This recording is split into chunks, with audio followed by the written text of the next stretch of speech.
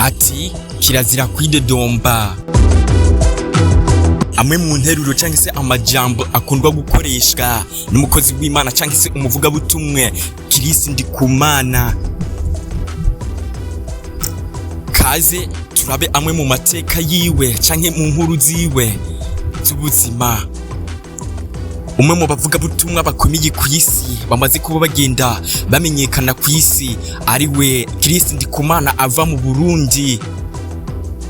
Neza na neza mu mwaka w'1973 niho yavuka. Avukira i Bujumbura mw'ikomi canke mu gace ka Rohero. Numwe mu bana bavukiye mu muryango wifise kandi bafise buri kimwe atarose abura kugeza ku myaka ye 19. Ndikumana numwe mu bavugabutumwa baciye mu bihe bigoye cyane by'ibigeragezo. Ndikumana mu 1993 niho yakira agakiza, yakira ijwi rimubwira kugororokera Imana kandi akayubaha. Ndikumana numwe mu bantu baciye mu bigeragezo bikomeye cyane. Kaze tubane tumenye byinshi kuri no mukozi w'Imana cyangwa se umuvugabutumwa. Mu 1993 Ndikumana ubwo yari kuri Universite y'u Burundi. Muri ico gihe nyene amara kwakira iryo jwi mubwira kugororokera Imana, habaye umutekano muke cyangwa se haba intambara mu Burundi.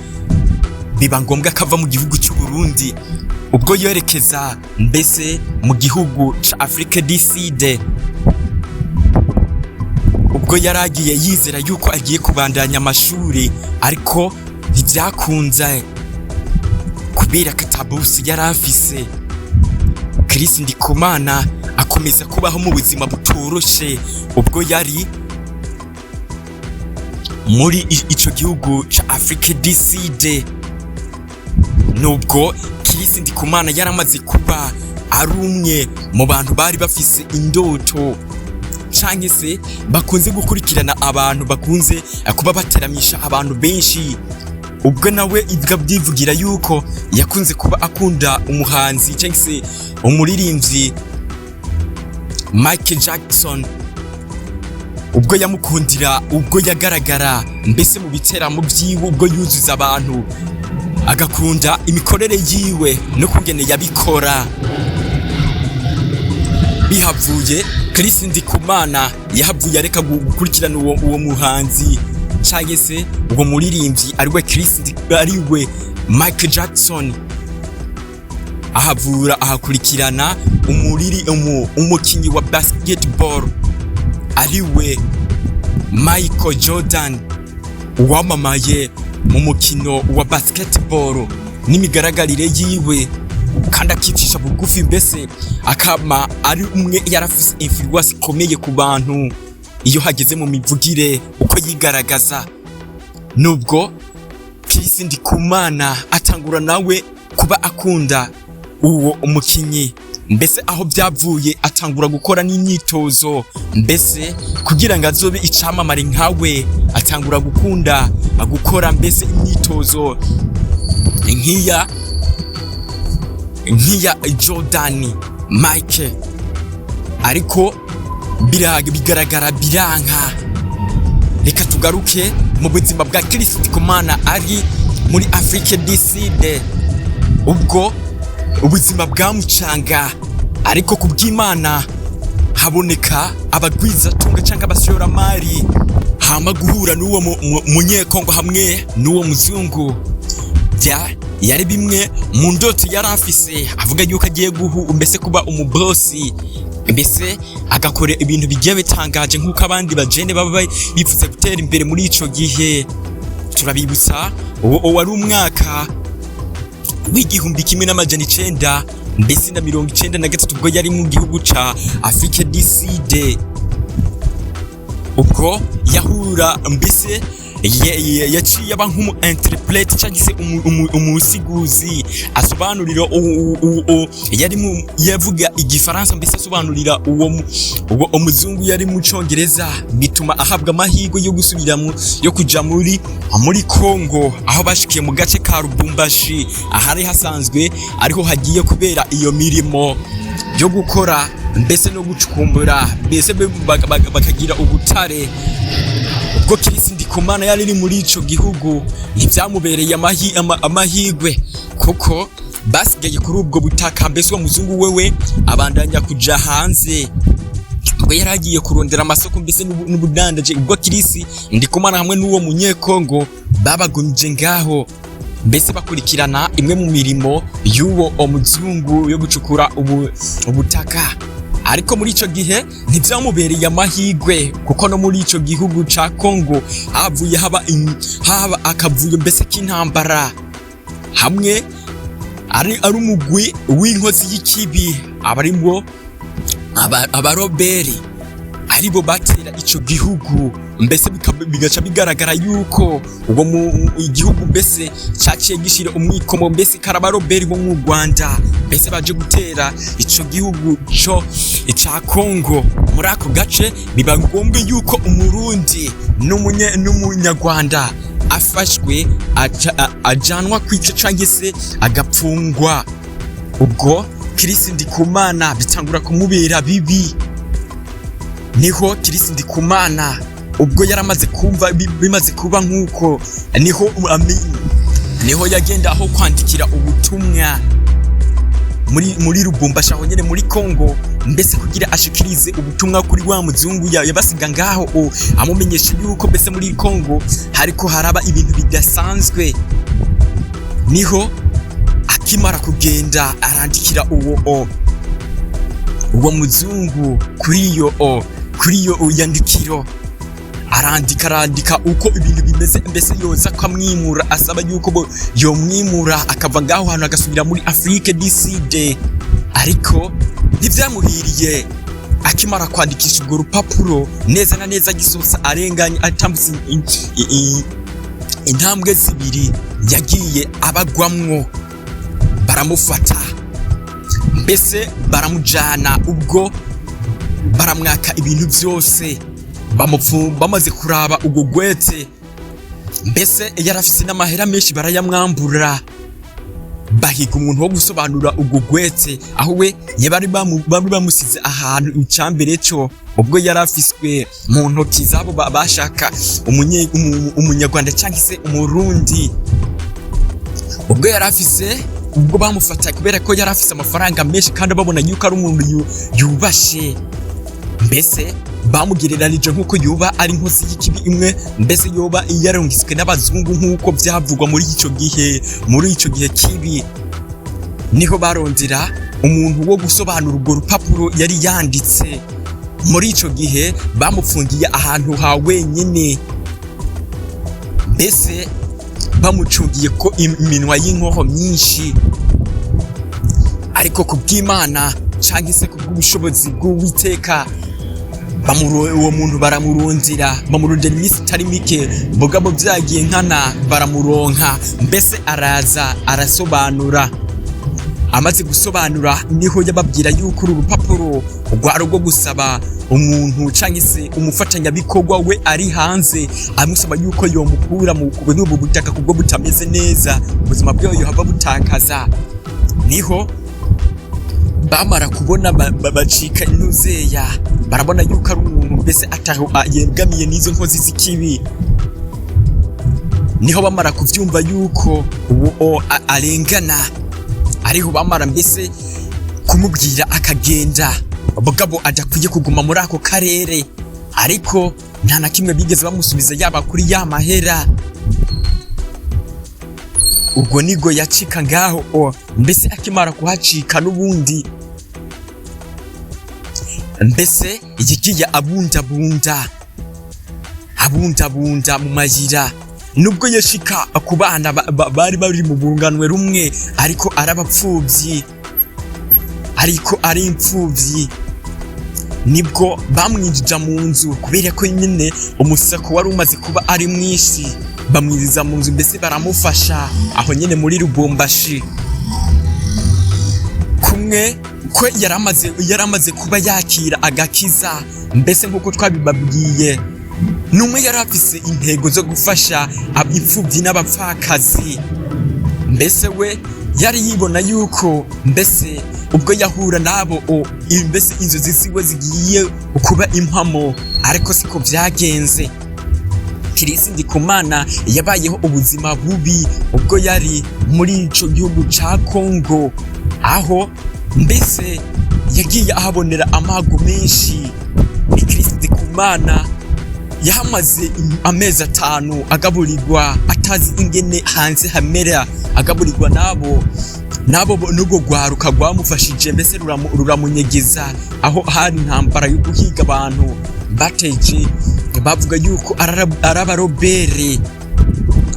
Ndikumana yabaye mu buzima bubi ahubwo yari bwo kwinyegeza adasoka hanze, mbese ubwo yanarara n'ubusa canke akajya rimwe ku munsi.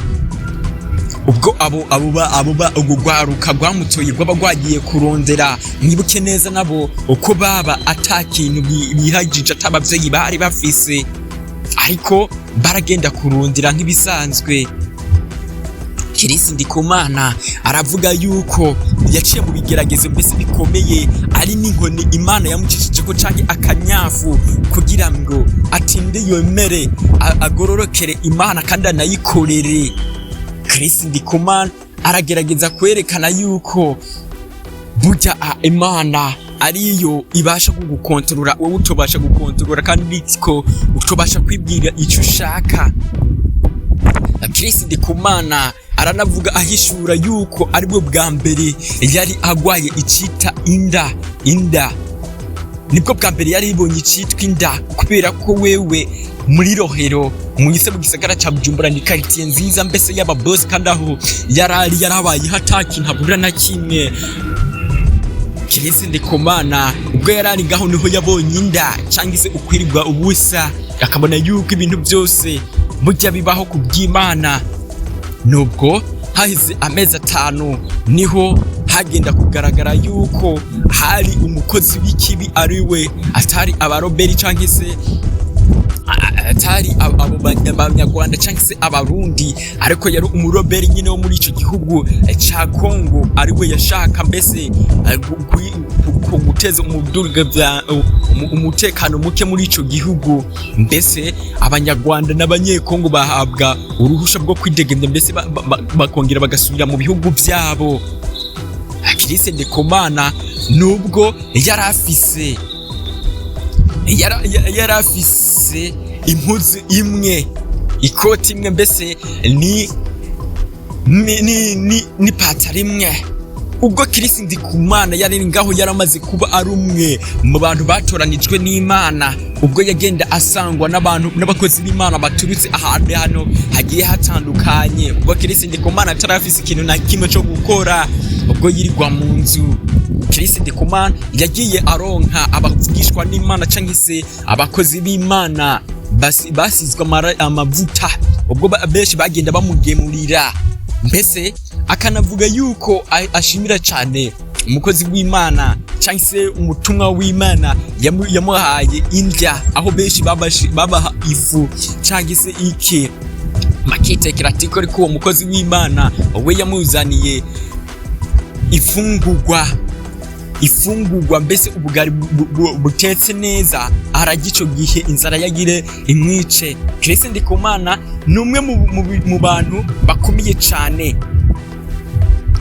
Ndikumana aragerageza kuri ico gihe ko yaciye ahabwa mbese umuntu amugirira neza, aramurihira, umukozi w'Imana aramurihira indege. Ico gihe Ndikumana yari afise pasiporo, nubwo abo bakozi bibi bamutwaye byose pasiporo bari bayimusigiye. Ndikumana nibwo yava ngaho uwo muntu amurihiye indege mbese imugeza mu Rwanda. Aho turabibutsa neza mu Burundi naho ko bitari ibintu bimeze neza.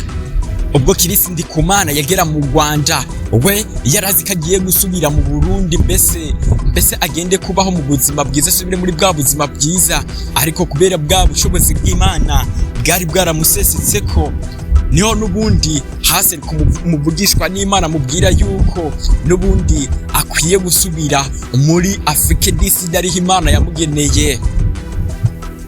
Kirisi Ndikumana aho akomeza gusubirayo mu mwaka w'igihumbi kimwe n'amajana 998 niho Kirisi Ndikumana yasubirayo muri Afrique du Sud maze ahahurira n'abantu bakomeye nk'ubwo Kirisi Ndikumana dusubiye inyuma n'umwe mu bari baramaze kumurikirwa yuko ari umwe mu bazokora ivugabutumwa biciye kuri internet cyangwa se akumuhora wagutse wo ku mbuga ngurukana bumenyi. Ariho Imana yagumye imusobanurira ati internet mugabo ntiyasobanukirwa internet cyarico.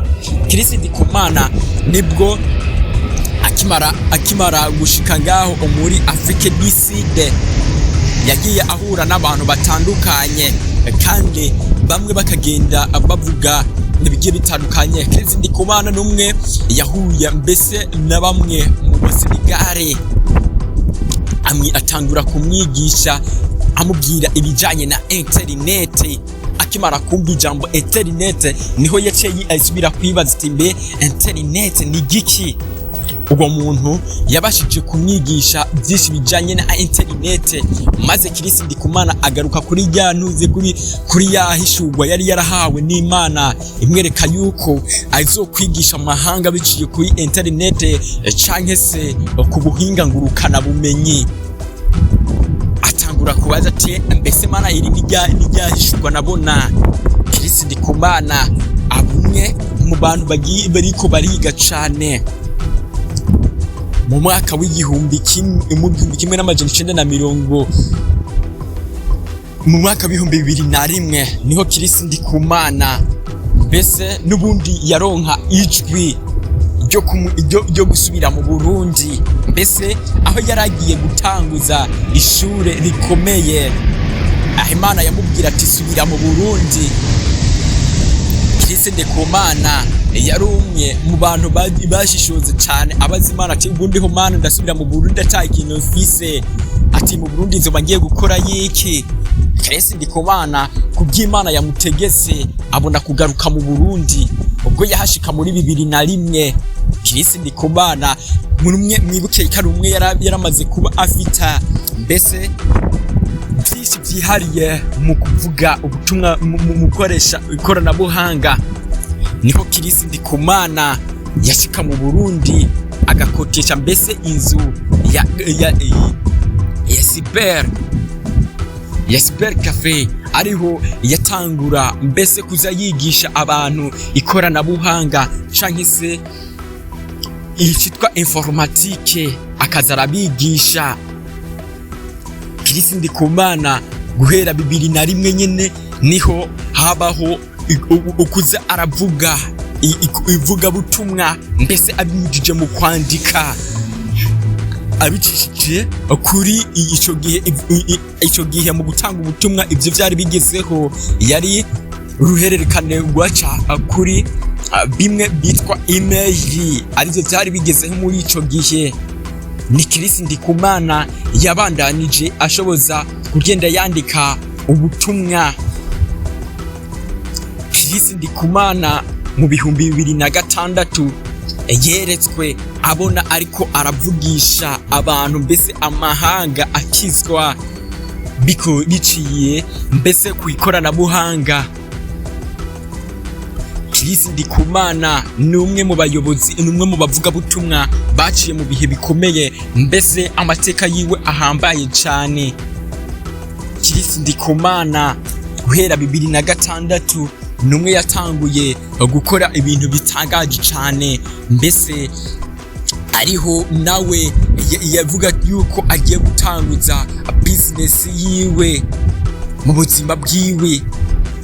Kirisi Ndikumana yatanguje business yiwe nyene iyo yo kuba akora ibintu bitangaje, akaza mbese harimwo no gufasha abantu nkuko wewe yiyumvamwo ko gufasha imfubyi n'abapfakazi arico ciza.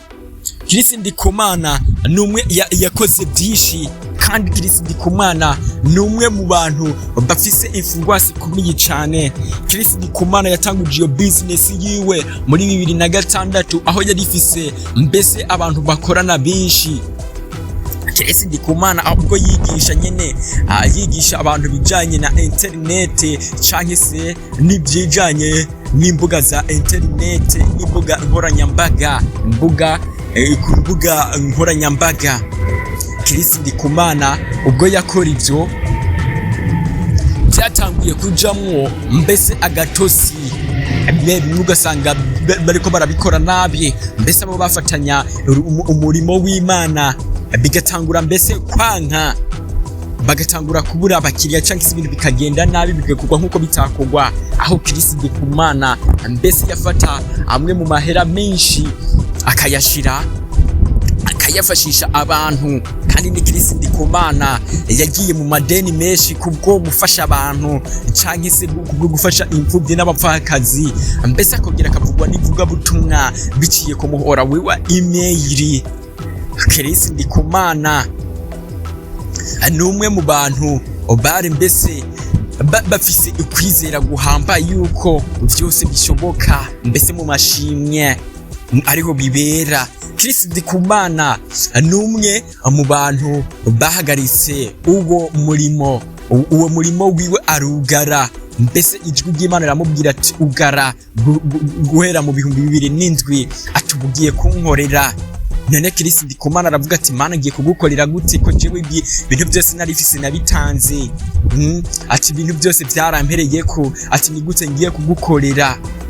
Chris Ndikumana arugara mbese arumviriza ijambo ry'Imana, akomeza kwandika mbese atangura gukora mbese umunsi ku munsi yorohereza ubutumwa bwe, abworohereza yandika mbese anongera arungika ahantu hagiye hatandukanye.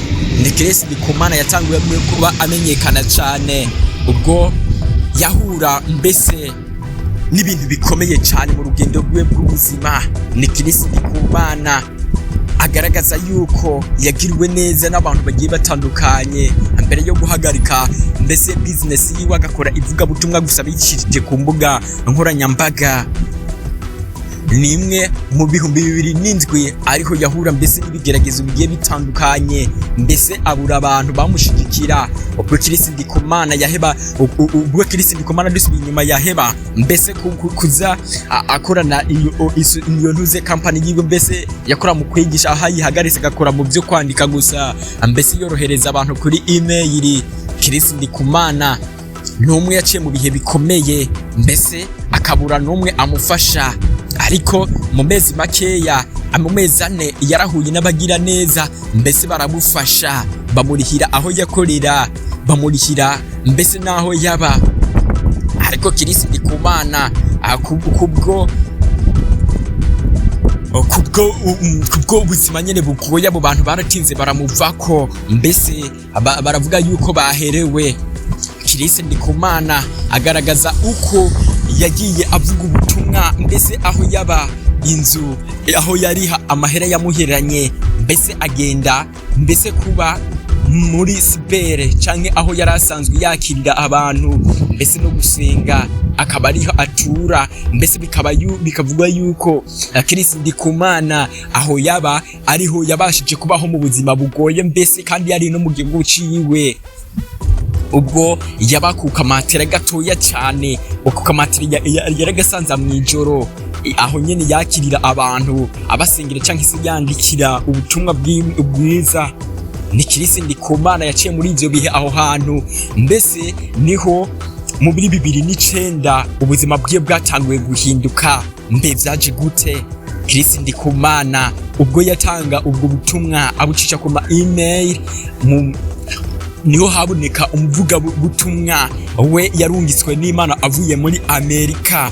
Mbese ubwo muvugabutumwa hariho umukozi w'Imana yaba muri Tanzania, ubwo mbese Kirisi Ndikumana yari umwe mu basanzwe baramenyekanye cyane, kasanzwe ari umuntu yitonda kandi avuga ubutumwa.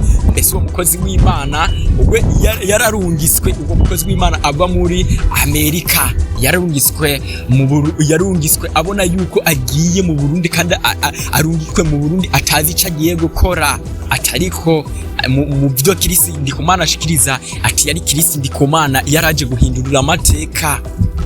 Nubwo uwo mukozi w'Imana wo muri Amerika yavugana n'uwo mukozi w'Imana mbese aba muri Afrika, asanzwe aba muri Tanzania, nibwo yabubwira ati jewe Imana yandugise mu Burundi, ati ngende gukora, ati bogabe cyo ngiye gukora yo ntaco nzi, ati sinzi ko wombwira umuntu mbese umuntu yoshobora ko tuzobana muri ico gihugu cy'u Burundi, ati tukazungurukana. Kirisi Ndikumana uwo mukozi w'Imana niho yarazinanye n'uwo Kirisi Ndikumana asanzwe azi yuko akorera ibintu byo kumbuga, mbese yandika ubutumwa bwiza akabwandika mu ndimi zigiye zitandukanye. Mbese Kirisi Ndikumana numwe yagiye anaronka website cyangwa se urubuga rwo kuri Google yandika ko mbese amajambo y'Imana akagenda ayorohereza kuma email. Iyo website yaratinze iramenyekana mbese kwisi yose, aho kenshi aba diaspora bo muri Canada bagiye bayibona iyo webe. Niho Kirisi Ndikumana nyine muri uwo mwaka wa 2009 yagiye kumenyekana, mbese n'umufasha wiwe ariwe n'ubu bakibana, ariwe mwiza cyane, bamaze kubyarana n'abana mbese batari bake, bamwitwa Nadia. Reka tugaruke no kuri no nkuru mbese ya Kirisi Ndikumana yo guhura mbese na Nadia umukunzi wiwe cyangwa se ari we mufasha wiwe. Kirisi Ndikumana ubwo yaramaze kuba abarurangirane mu kwandika ubutumwa bwiza kandi bukagenda bufasha benshi ku mbuga hwaniro, mbese biciye kuri email. Uwo mufasha wiwe Nadia bagiye kugaragaza, yagiye gukunda ubutumwa bwiwe Kirisi yari yanditse, mbese yandikira Kirisi avuga yuko ubutumwa bwiwe yabashe kubukunda, mbese abahana na contact, bahana cyangwa se nimero, acamushira mu bantu bari bashizwe mu rutonde bwo kuza arohereza ubutumwa biciye ku muhora wa email. Kutyo batangura kumenyana, batangura kugenda babwizanya byinshi, batangura kugeza babwizanya ubuzima bwabo bwa misi yose aho baba kubwo kw'Imana. Ubwo Kirisi Ndikumana ubwo yari nk'umufasha we arungiswe n'Imana. Kirisi batangura kumenyana n'uwo Nadia, mbese batangura gupanga, mbese bamwe bagenda basengeranira. Uko Kirisi Ndikumana yagiye mbese biraba connected, umwe bagatangura gupanga ivya mariage no kuzobana. Umwe mwibuke ko Kirisi Ndikumana yarakiri muri ka kazu gatoya yakoreramo ivugabutumwa, mbese akongera akaba ari nako araramwo. Mbese Imana itangura kuvuga ati barasenga, mbese berekeza baraba neza kandi mbese ko buba bagiye kubana mu buryo bw'Imana. Imana irahishura Kirisi tubone uwo mugore wawe n'uwo Nadia, mbese arahishurwa ati Kirisi niwe mugiye kubakana. Gutyo ibintu birakomera, urugendo rwabo rurakomera, barasenga borongera barasenga. Reka tugaruke mbese kuri byavuga butumwa wa mukozi w'Imana yari yarungise mu Burundi, aho turacyari muri 2009. Kirisi Ndikumana nibwo yavugana n'uwo mu Tanzania, mbese akaba yanamwohereje n'inimero z'uwo muvuga butumwa agiye kuza mu Burundi. Kirisi Ndikumana barayaga, mbese baranahuza, mbese aramara no kumubwira ko yashitse mu Burundi uwo muvuga butumwa. Mbese Kirisi abasha kuhura n'uwo muvuga butumwa, aramwereka, aramuha aho yarari, kubera ko Kirisi Ndikumana ari umwe yarasanzwe azi indimi zitandukanye, mbese amufasha mu bivuga butumwa aho bagenda bazunguruka, mbese akaba ari we agenda asobanurira abantu. Mbese Kirisi bigaragara nk'uko uwo muvuga butumwa yamwishimiye cyangwa se yamubonyemwo imbaraga z'Imana nk'uko yari umukozi w'Imana. Agutyo Kirisi Ndikumana tubibusa neza kari umwe yaramaze kuba ari mu madeni menshi amadeni atagira uko angana ubwo yaravuze amadeni muri banki mbese n'abandi bantu bagiye batandukanye. Kirisi Ndikumana agirirwa ubuntu ubwo munyamerika ubwo yari ari kumwe n'abandi basingiye umurimo. Kirisi Ndikumana ubwo bamarana iminsi niho yagenda amusobanurira ubuzima bwiwe ingene abaye mu gashamburete kamwe cyangwa se aho yakorera nyene umurimo w'Imana ingene asanzwe akora umurimo w'Imana mu kuvuga ubutumwa abicije kuri email. Ubwo mukozi w'Imana aramubwira ati mu gihe yaragiye gusubira hanze ubwo yarahejeje ivuga butumwa ngaho hantu mu Burundi, yaramwandikiye ati nyandikira ibintu byose amahera yose ukenera mbese n'amahera yo gufasha uzoza urakoresha buri munsi. Kirisi Ndikumana arabyandika byose. Ubwo uwo mukozi w'Imana yaragiye gusubira mbese hanze umenye yuko Kirisi yaramaze kuba ahindurirwa amateka ku buryo bitari bwabeho. Ni Kirisi Ndikumana aguhera icyo gihe ubwo yamurihije amadeni yose bari kumwe n'iryo tsinda uwo munyamerika bari kumwe n'iryo tsinda aho bavuga nuho ni hamwe asubiye iyo muri Amerika. Kirisi Ndikumana bagaragaje mbese bamufasha mbese muri byavuga butumwa mbese Kirisi Ndikumana abaho araba biratangura kucamwo. Kirisi Ndikumana mu bihumbi 2000 mbese n'icenda nibwo naho nyene yavugana n'umukenyezi wiwe ariwe Nadia barabashije kuba babona yuko neza na neza aribo bagiye kubana. Ariko Kirisi urukundo rwe na Nadia ntigwabashije mbese kumera neza kubera benshi uko Nadia yabishikirije umuryango wiwe ntibabasha kubitahura neza ukungene yari umwe mu bakobwa beza kandi bari muri Burayi muri Canada afise akazi keza mbese yongera niga uburyo yosubira mu Burundi. Kandi Kirisi Ndikumana n'umwe yari yarahishwe nuko agiye kuzovuga ubutumwa ari mu Burundi atoshobora kuja hanze. Kirisi Ndikumana nawe avuga ati wewe ukwiye kuza mu Burundi ati kandi sishobora kugutwara mama wawe cyangwa isi wawe mutabyumvikanye ko ataguhaye urusha nkuko byakabaye. Baratinze baremera. Kirisi Ndikumana mwibuke kari umwe yarikiriye mu buzima bubi ariko yari yaragiriwe amahigwe mbese ahura n'uwo munyamerika. Kirisi Ndikumana nibwo uwo mukobwa bemeranije yuko agiye kuza mu Burundi mbese uwo mukobwa araza mu Burundi. Kirisi Ndikumana nibwo yari yamaze mbese kumenyana na wa munyamerika mbese bahabwa. Kirisi Ndikumana wewe yari yizeye yuko uburyo ahariho hose wewe yari yizeye yuko bugiye kuba ubukwe bugiye kuba yari yaramaze guhishurwa kandi Imana yamuhishuye yuko wowe ugiye gukora ubukwe kandi ubukwe buzomera neza kandi atadeni uzojamwo. Kirisi Ndikumana we n'umuryango we n'uwo mugore niho yabasha gushika ku kibuga c'indege. Uwo mugore we yaje afise igishongi mbese ku bitugu abantu baratangara mbese wewe Kirisi Ndikumana hamwe n'uwo mugore bo bari ibazi ihishurwa ry'Imana iko yabibabwiye kandi uwo mugore yarazi neza yuko agiye gukorana mariage na Kirisi. Byinshi byari bitangaje imbere ubwo Kirisi baganira n'uwo mugore wiwe ntibari bwabonane amaso ku maso. Kirisi Ndikumana bwari ubwo bwa mbere kandi n'uwo mugore yari yizeye yuko agiye gukora ubukwe. Ubwo bahura ubwa mbere urubanza rwabo ni rumwe rwabaye rwiza mu manza zibaho. Kirisi Ndikumana urubanza aravuga yuko mbese bagiye kuba mu ikaritiye nziza mbese no kuba mbese mu nzu izinze kandi imeze neza mbese atabashije kumenya yuko ingene iyo nzu yabonetse mu minsi mikeya gusa.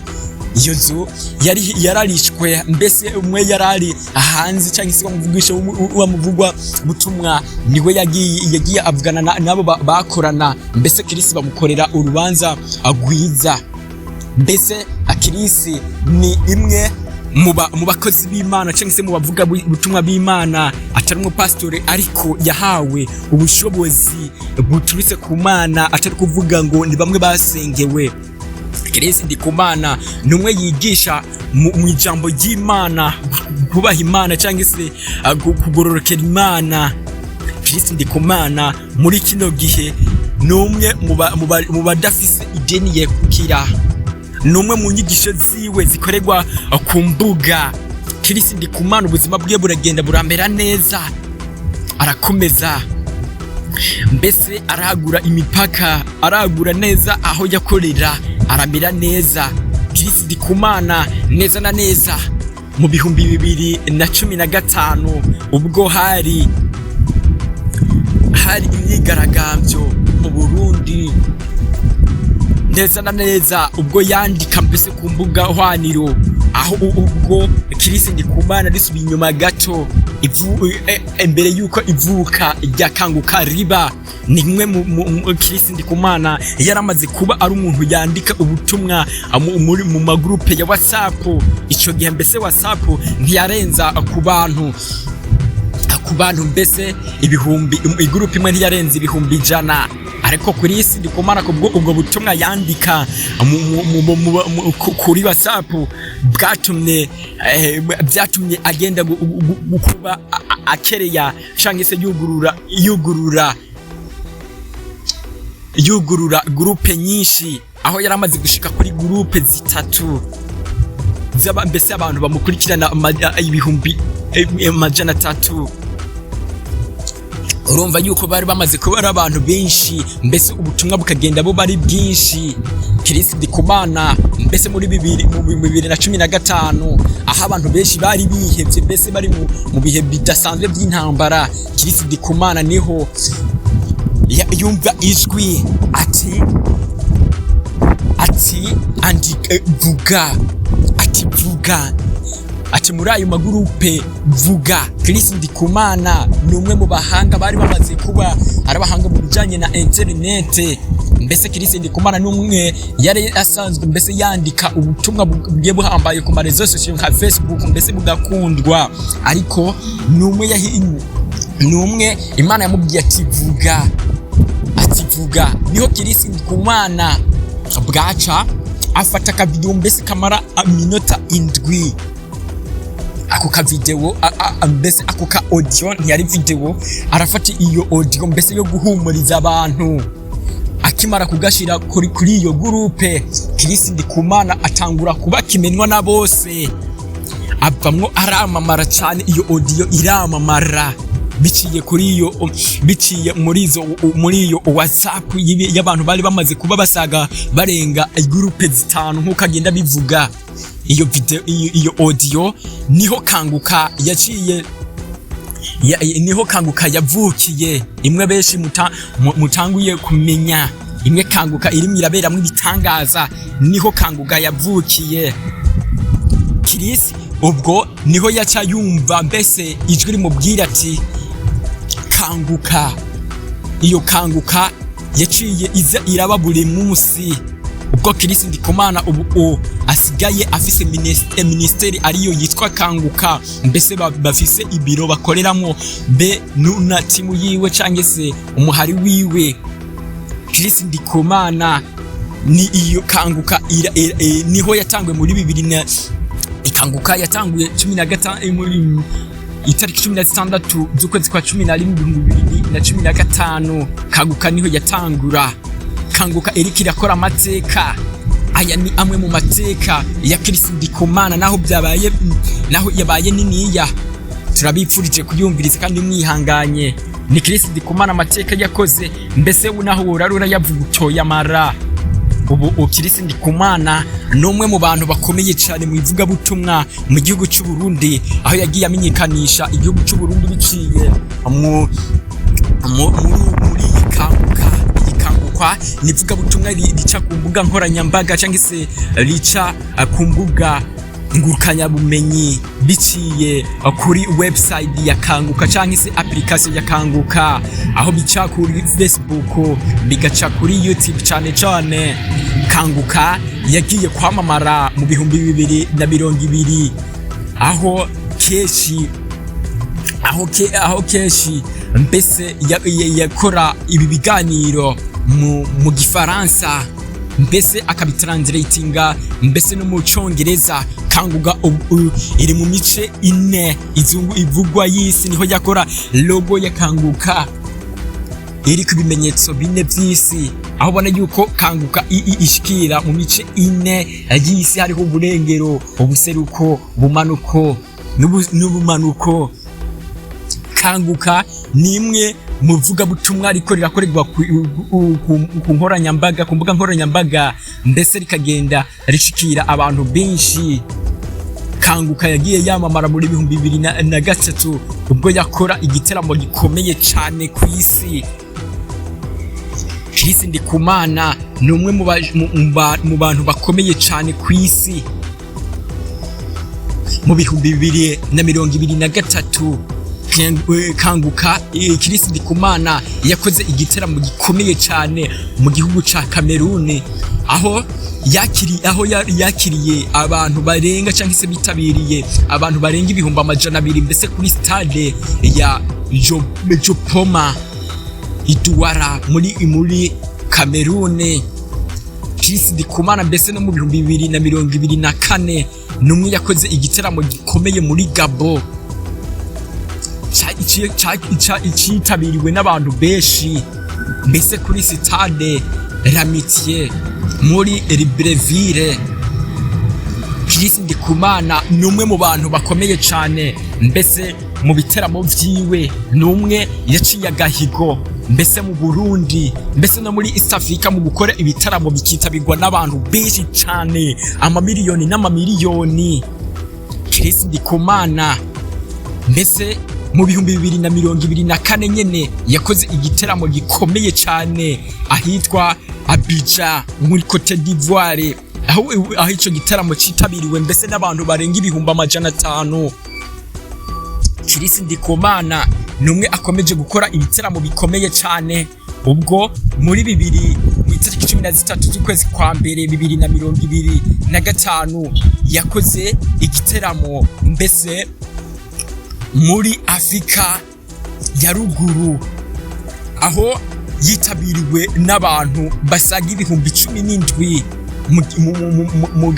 mu gice ca Ottawa muri Canada, aho bari abanyafrika mbese baba diaspora bamutumako. Ndikumana numwe akomeje gukora amateka muri uno mwaka wa 2026 yakoze amateka mbese mu gihugu cy'u Burundi, aho yakoze Kanguka igiteramo muri kuno kwezi kwaheze, aho mbese muri ino ndwi nyene ishize, aho yakoze ibitangaza agakora igiteramo kuri ETS Kamenge kikitabirwa amamiliyoni n'amamiliyoni, aho hagiye hamweramwe ibitangaza byinshi hamwe nabo abantu batarabasha gutahura. Ndikumana uno mwaka niho akoze igiteramo mu Burundi kitabirwa mbese n'abantu benshi mbese barakizwa, hakorerwa mu ibitangaza byinshi. Ndikumana numwe amaze kuba akora ibintu bitangaje kandi akomeje guteza igihugu, kumenyekanisha igihugu mbese mu mahanga. Ndikumana numwe akomeje guhurumbirwa mbese biturutse kubu butumwa acisha ku mbuga ziwe za Kanguka, ahasanzwe afise na application ya Kanguka acishamwo ubutumwa mbese Kanguka isanzwe ica ku mbuga ziwe za buri munsi. Nuko ubuzima bwa Ndikumana niko bwagenze, nimba wavuye ku munota wa mbere ugashika kuri uwo munota, reka tukwifuriza ibihe byiza kandi tunabasaba mutwihanganira kuba ikiganiro cabaye kirekire n'amateka menshi ya Ndikumana yagiye akora, mbese ubona yuko ubwiza bw'Imana bukomeje kugaragarira ku bantu benshi. Ndikumana numwe mu batoranijwe n'Imana, mbese utabona yegukira idini cyangwa se numwe mu bavuga butumwa atari pastor cyangwa nde, ariko ari Imana yamuhaye ubwo bushobozi. Reka tubike banure tunabipfuriza ibihe byiza no kugubwa neza.